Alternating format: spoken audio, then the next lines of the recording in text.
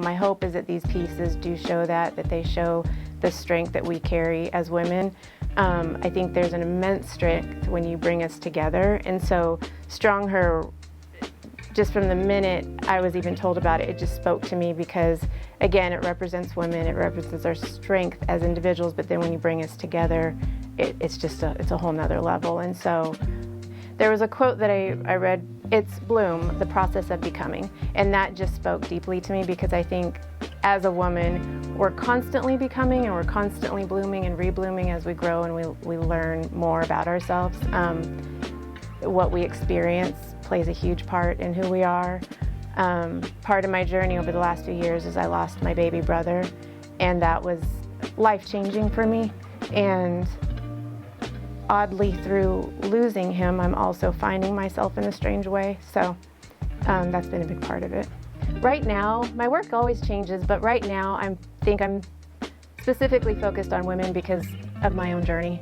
It's been a journey of growth, a journey of healing, a journey of kind of just discovering who I am as an individual outside of being wife and mother and all the other hats. And so a lot of the pieces represent me one way or another. It may not necessarily look like me, but it represents my soul. Personally, I think fear holds us back a lot. I know fear has held me back in my life. When I look at my children, when I look at just the journey I've had over the last 5 years, I don't want fear to hold us back anymore. And so I'm personally for myself in a place where I'm going to continue to say yes, even if it's terrifying, because you grow every time, you learn something new every time. It's not as scary as you ever thought it was. So by saying yes to doing Art Walk, that led me to StrongHER, that led me to the gallery at City Hall, that led me to being the featured artist for Railroad Park for 2024, and it's continuing to lead me into other things. Doors just continue to open, and what I always pray is that God's message and whatever He means for that person, because everybody that looks at a painting, they don't all see the same thing. It doesn't touch everybody in the same way.